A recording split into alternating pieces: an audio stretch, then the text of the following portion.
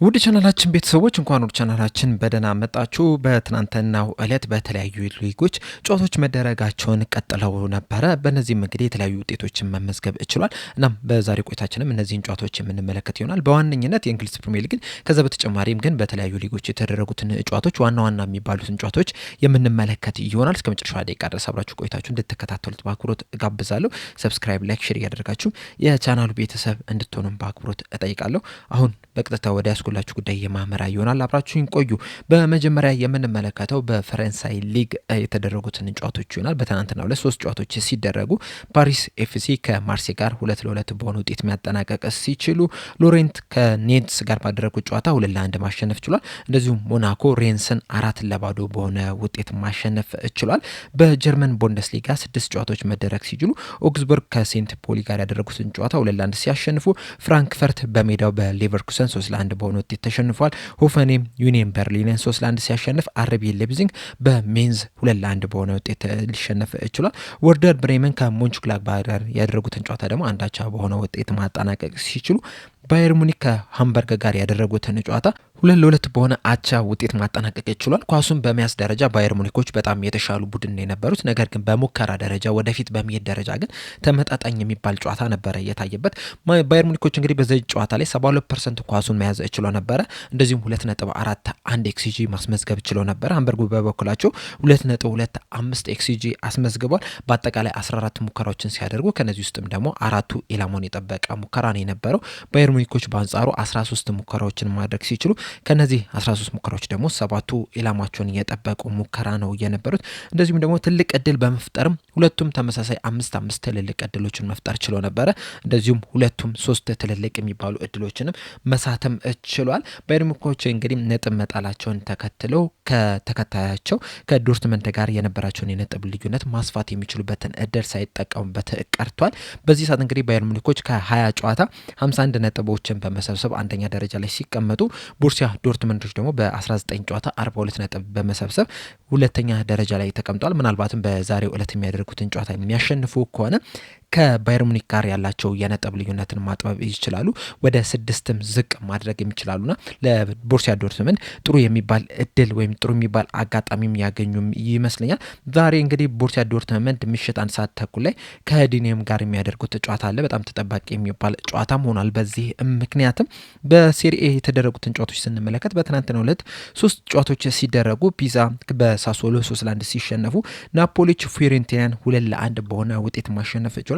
በሳምንቱ አጋማሽ እንግዲህ ናፖሊዎች በሻምፒዮንስ ሊግ መሰናበታቸውን ማረጋገጥ ችሏል። እናም ከዛ በኋላ እንግዲህ ያደረጉት የመጀመሪያ ጨዋታን በድል መወጣት ችሏል። የናፖሊን የማሸነፊያ ግቦች ቬሬጋር 11ኛው ደቂቃ ላይ እንደዚሁም ደግሞ ጉቴሬዝ በ49ኛው ደቂቃ ላይ ማስቆጠርም ችሏል። በደረጃ ሰንጠረዡ ላይም ያላቸውንም ነጥብ ከፍ ማድረግ ሲችሉ ከኢንተር ሚላን ጋር ያላቸውን የነጥብ ልዩነት ወደ 6 ማጥበብ ችሏል። በእርግጥ ኢንተር ሚላኖች አንድ ቀሪ ጨዋታ ይኖራቸዋል። ነገር ግን እንደዛም ቢሆንም ራሱ ወደ 6 ነጥብ ማጥበብ ችለዋል። በሌላ በተደረገ ጨዋታ ካግላሪ ሄላስ ቬሮናን 4-0 በሆነ ውጤት ማሸነፍ ችሏል። በሄላስ ቬሮና በኩል አንድ ተጫዋች በቀይ ካርድ ሊወጣባቸውም ችሏል። በስፔን ላሊጋ የተደረጉትን ጨዋታዎች ስንመለከት ሪያል ቫላዶሊድ ጂሮናን 1-0 ሲያሸንፍ፣ ኦሳሱና ከቪላሪያል ጋር 2 አቻ፣ እንደዚሁም ሌቫንቴ ከአትሌቲኮ ማድሪድ ጋር 0-0 በሆነ ውጤት ማጠናቀቅ ችሏል። በዚህ ጨዋታ ላይ እንግዲህ አትሌቲኮ ማድሪዶች የተሻሉ ቡድን ነው የነበሩት። ኳስ በመያዝ ደረጃም የተሻሉን የነበሩት፣ ሙከራ በማድረግም ኢላማውን የጠበቀ ሙከራ በማድረግም እንደዚሁም ደግሞ በኤክስፔክትድ ጎልም ከተመለከተን አትሌቲኮ ማድሪዶች የተሻሉ ነው የነበሩት። ነገር ግን ደግሞ ያን ያህል ትልቅ የሚባል እድል መፍጠርም ደግሞ አልቻሉም። በኤክስፔክትድ ጎሉ ራሱ 0.86 ብቻ ነው ማስመዝገብ የቻሉትና ያን ያህል በብዙ ሙከራዎች ያልታደበ ጨዋታ ነው የነበረው። ምሽት ላይ በተደረገ ጨዋታ ግን ባርሴሎና ኤልቼን 3-1 በሆነ ውጤት ማሸነፍ ችሏል። ከማሸነፍም በላይ ደግሞ ያሳዩት እንቅስቃሴ በጣም አስደናቂ የሚባል ነው የነበረው። 61% ኳሱን መያዝ ችሎ ነበረ። ነገር ግን ወደፊት በሚሄድ ደረጃ ግን በጣም አስደናቂ የሚባል ነው። እንደዚሁም አዲስ ሪካርድ ማስመዝገብ ችሏል። በጨዋታው ላይ እንግዲህ 6.44 ኤክስጂ ነው ማስመዝገብ የቻሉት። ይህም ለባርሴሎና አዲስ ሪካርድ ሆኗል። እንደዚህ አይነት ኤክስጂዎች እንግዲህ ብዙ ጊዜ ሲመዘገቡ አልተመለከትንም። በትናንትናው ጨዋታ ላይ ግን መመዝገብ ችሏል። 30 ሙከራዎችን ማድረግ ሲችሉ 8 8ቱ ኢላማውን የጠበቀ ሙከራ ነው የነበረው። ትልልቅ እድሎችን በመፍጠር ደረጃ ራሱ 13 ትልልቅ እድሎችን መፍጠር ችሏል። ነገር ግን ከነዚህ ትልልቅ እድሎች 10ሩን ሊስቱት ችሏል እንጂ ምናልባትም ከዚህ የበለጠ ጎል አስቆጥረው አሸንፈው ሊወጡ የሚችሉበትም እድል ነበራቸው። በዚህ ጨዋታ ላይ ላሚን ያማል በጣም ድንቅ የሚባል እንቅስቃሴን ማድረግ ምችሎ የጨዋታው ኮከብም ተብሎ መመረጥ ምችሏል። በዚህ ሲዝን እንግዲህ ካለፈው ሲዝን አንጻር በተለይ ወደ ጎል ኢንቮልቭመንት ላይ በጣም የተሻለ የሚባል እንቅስቃሴን እያደረገ ነው የሚገኙ። በላሊጋው እስካሁን ድረስ 18 ጨዋታዎችን ማድረግ ሲችል 9 ግቦችንና 8 አሲስቶችን ማስመዝገብ ችሏልና ምን ያህል ከአምናው የተሻለ ተጫዋች እንደሆነ እንግዲህ በዚህ መመልከት እንችላለን። በዚሁ የሚቀጥል ከሆነና ባርሴሎናዎች የላሊጋውን ዋንጫ የሻምፒዮንስ ሊጉን ዋንጫም ራሱ የሚያነሱ ከሆነ ስፔንም በዓለም ዋንጫው ላይ የተሻለ ቦታ ድረስ የምትጓዝ ከሆነ ምናልባትም በቀጣይ ዓመት የባላንዶር አሸናፊ ሊሆን የሚችልበትም እድል አለ ተብሎ ነው የሚጠበቀው። በደረጃ ሰንጠረዡም ባርሴሎናዎች ከሪያል ማድሪድ ጋር ያላቸውን የነጥብ ልዩነት ማስፋት ችሏል። እስካሁን ድረስ እንግዲህ ባርሴሎናዎች 22 ጨዋታዎችን ማድረግ ሲችሉ በእነዚህም 22 ጨዋታዎች 55 ነጥብ መሰብሰብ ችሏል።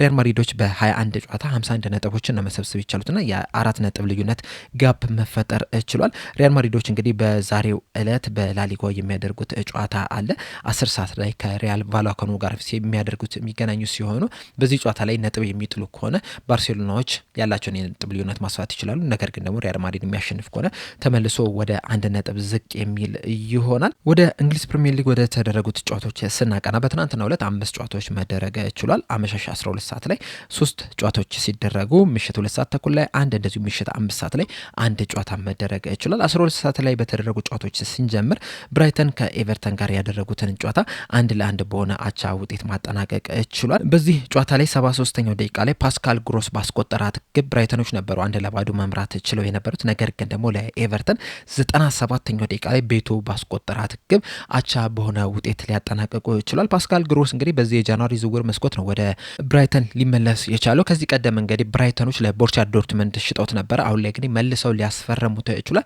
ወደ ብራይተንም ካቀና በኋላ የተሻለ የሚባል እንቅስቃሴን እያደረገ ነው የሚገኘው። በዚህ ጨዋታ ላይ በ8.0 ሬቲንግ ተሰጥቶት የጨዋታው ኮከብም ተብሎ መመረጥ መችሏል። በጨዋታው ላይ እንግዲህ ብራይተኖች የተሻሉ ቡድን ነው የነበሩት። በተለይ ኳስ በመያዝ ደረጃ 54%ን ኳስ መያዝ ችሎ ነበረ። በጨዋታው ላይ 1.44 ኤክስጂ አስመዝግበዋል። 11 ሙከራዎችንም ማድረግ ችለው ነበረ።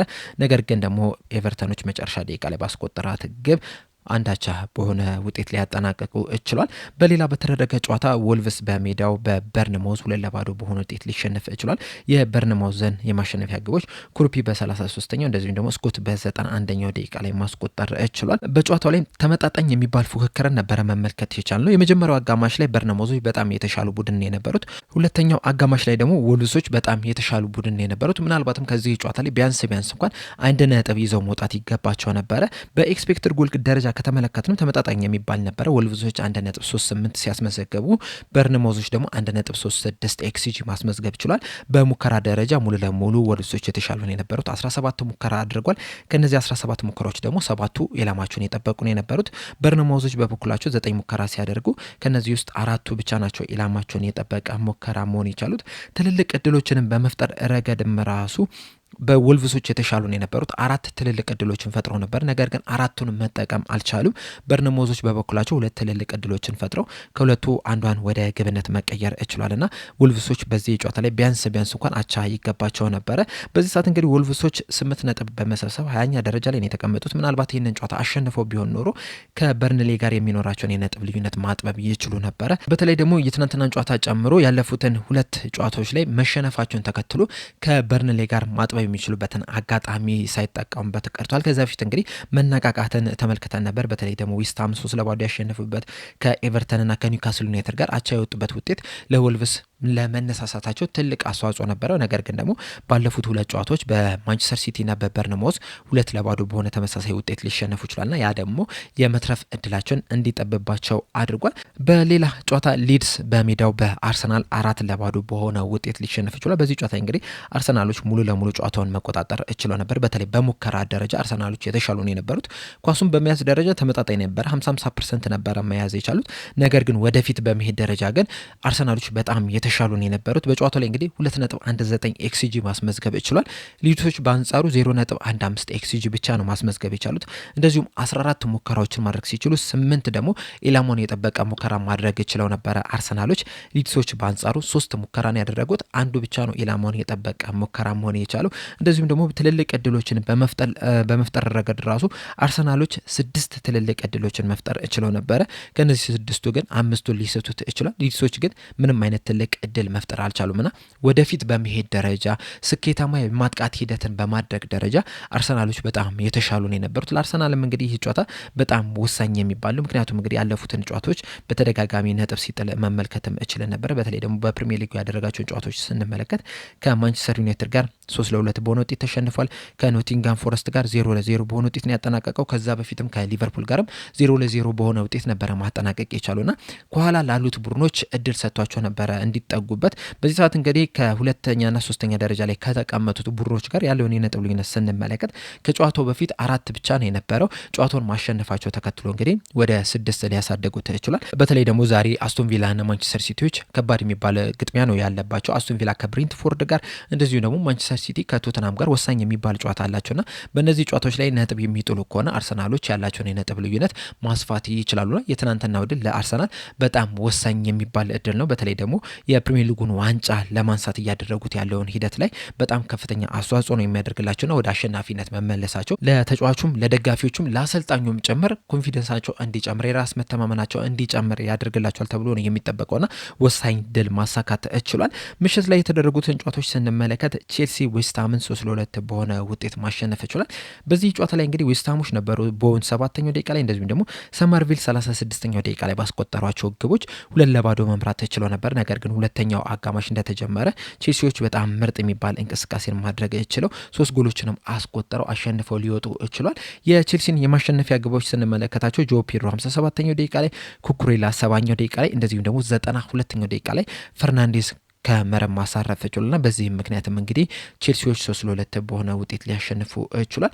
መጨረሻው ላይ እንግዲህ ብዙ ጸቦች ምንም መመልከትም ችላል። በዚህ ምክንያትም እንግዲህ 101ኛው ደቂቃ ላይ በዌስትሃም በኩል ጄን-ክሌር ቶዶቢ የተባለው ተጫዋች በቀይ ካርድ ከሜዳም ሊወጣ ችሏል። እንደዚሁም የተለያዩ ተጫዋቾች እርስ በርስም ሽጉቻ ውስጥም ሲገቡ መመልከትም ችለና ይህ ድል እንግዲህ ለቼልሲ በጣም ወሳኝ የሚባል ድል ነው። በተለይ ደግሞ ከኋላ ተነስቶ 2-0 ተመርተው ከዛ በኋላ 3-2 በሆነ ውጤት ማሸነፋቸው ለቼልሲ በጣም ትልቅ ድል እንዲሆን ያደርገዋል። በተለይ ደግሞ በዚህ ሰዓት እንግዲህ የሻምፒየንስ ሊግ ቦታን ይዞ ለማጠናቀቅ ከሊቨርፑልና ማንቸስተር ዩናይትድ ጋር ከባድ ፉክክር ውስጥ ነው የሚገኙትና ያንን ፉክክር የሚያስቀጥሉበትን ድል ነው ማስመዝገብ የቻሉት። ምናልባት ይህንን ጨዋታ ተሸንፎ ወይም አቻ ወጥተው ቢሆን ኖሮ ሊቨርፑሎች ሊበልጧቸው ይችሉ ነበርና ያንን ድል ማስመዝገባቸው እንግዲህ ለቼልሲ የተሻለ ቦታ ላይ እንዲገኙ አድርጓቸዋል። እናም የራስ መተማመናቸው ራሱ በትናንትናው ጨዋታ ላይ ያሳዩት እንቅስቃሴም በጣም አስደናቂ የሚባል ነበር። በተለይ ደግሞ ሁለተኛው አጋማሽ ላይ ሙሉ ለሙሉ ጨዋታውን መብለጥ ችሎ ነበር። በመጀመሪያው አጋማሽ ላይ ዌስትሃሞችም ጥሩ የሚባልን እንቅስቃሴንም ሲያደርጉ ነው የነበሩት። በአጠቃላይም በጨዋታው ላይ 11 ሙከራዎችን ራሱ ማድረግ የምችለው ነበር ዌስትሃሞች። ከነዚህ ውስጥም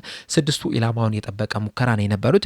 ከነዚህ ሙከራዎችም አብዛኛውን ሙከራ ማድረግ የቻሉት በመጀመሪያው አጋማሽ ላይ ነው የነበረው። ሁለተኛው አጋማሽ ላይ ግን ቼልሲዎች ሙሉ ለሙሉ ጨዋታውን መብለጥ ችለው ነበር። በዛ ምክንያትም ከኋላ ተነስተው ጨዋታውን አሸንፈው ሊወጡ ችሏል። ምሽት 5 ሰዓት ላይ በተደረገው ጨዋታ ሊቨርፑሎች ኒውካስል ዩናይትድን 4-1 በሆነ ውጤት ማሸነፍ ችሏል። በጨዋታ ላይ አንቶኒ ጎርደን 36ኛው ደቂቃ ላይ ባስቆጠራት ግብ ነበረ ኒውካስል ዩናይትዶች 1-0 መምራት ችለው የነበሩት። ከዛ በኋላ ግን ኪቴኬ በ41ኛውና በ43ኛው ደቂቃ ላይ 2 ግቦች፣ ፍሎሪን ቪርትስ በ67ኛው ደቂቃ ላይ እንደዚሁም ኢብራሂማ ኮናቴ 93ኛው ደቂቃ ላይ ባስቆጠሯቸው ግቦች 4-1 በሆነ ውጤት ሊያሸንፉ ችሏል። በጨዋታው ላይ እንግዲህ መጀመሪያዎቹን 30 ደቂቃዎች አካባቢ ኒውካስል ዩናይትዶች በጣም የተሻለ የሚባል እንቅስቃሴ ማድረግ ችለው ነበር። በተደጋጋሚ ወደ ሊቨርፑል የግብ ክልልም ሲደርሱ ነበረ። ነገር ግን ሁለተኛው አጋማሽ ላይ ሊቨርፑል ሙሉ ለሙሉ ማለት እንችላለን ብልጫ ማሳየት ችሏል። ጨዋታውን መቆጣጠር ችሏል። በጣም ትንሽ ደቂቃዎች ነበሩ ኒውካስል ዩናይትዶች ሁለተኛው አጋማሽ ላይ ጥሩ ሲንቀሳቀሱ የነበሩት። ከዛ ውጭ ግን ሊቨርፑሎች የተሻሉ ቡድን የነበሩት ጨዋታውንም አሸንፈው መውጣትም ይገባቸው ነበረ። ይህም ድል እንግዲህ ለሊቨርፑል በፕሪሚየር ሊጉ ያስመዘገቡት የመጀመሪያ ድል ሆኖላቸዋል። በ2026 ተከታታይ ጨዋታዎችን ነጥብ ሲጥሉ ነበር። በተለይ ደግሞ ያለፉትን 5 ጨዋታዎች 4ቱን ባቻ ውጤት ሲያጠናቀቁ አንዱን ደግሞ በሽንፈት ነበረ ማጠናቀቅ የቻሉትና ወደ አሸናፊነት መመለስ የቻሉበት ጨዋታ ሆኖ መመዝገብም ችለናል። ባለፉት 2 ጨዋታዎችም እንግዲህ 10 ግቦችን ማስቆጠር ችሏል። በሻምፒየንስ ሊግ ካራባግ ላይ 6 ግቦች እንደዚሁም ደግሞ በፕሪሚየር ሊግ ኒውካስል ዩናይትድ ላይ 4 ግቦችን ማስቆጠር ችሏልና የተሻለ የሚባል ቦታ ላይ ናቸው የሚገኙት አሁን ላይ። ነገር ግን ከዚህ በኋላስ ይህንን ብቃት ያስቀጥላሉ የሚለውን ነገር እንግዲህ አብረን የምንመለከት ይሆናል።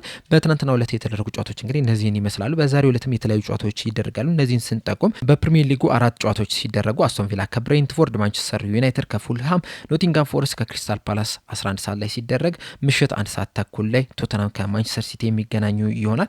በላሊጋው ሪያል ማድሪድ ከሪያል ቫልካኖ 10 ሰዓት ላይ የሚደረግ ጨዋታ አለ። በጣሊያን ሴሪኤ ኮሞ ከአትላንታ 11 ሰዓት ላይ፣ ከሪሚኖስ ከኢንተር ሚላን በ2 ሰዓት ምሽት ላይ፣ እንደዚሁም ደግሞ ፓራማ ከጁቬንቱስ ምሽት 4 ሰዓት ከ45 ላይ የሚገናኙ ሲሆን በፈረንሳይ ሊግ ሊዮን ከሊል 11 ሰዓት ላይ፣ እንደዚሁም ደግሞ ስትራስበርግ ከፒኤስጂ ምሽት 4 ሰዓት ከ45 ላይ የሚገናኙ ይሆናል። ከነዚህ ውስጥ እንግዲህ መርጣችሁ እንድትከታተሉት በአክብሮት እጋብዛለሁ። በአጠቃላይ ግን ትናንትና የተደረጉ ጨዋታዎች እንደዚሁም ዛሬ የሚደረጉ ጨዋታዎች እነዚህን ይመስላሉ። ለአሁን እኔ እዚህ ላይ አበቃው። በቀጣይ በሌላ እስከምንገናኝ ድረስ ሰብስክራይብ፣ ላይክ፣ ሼር ማድረግ እንዳትረሱ። ቸር ያቆየን።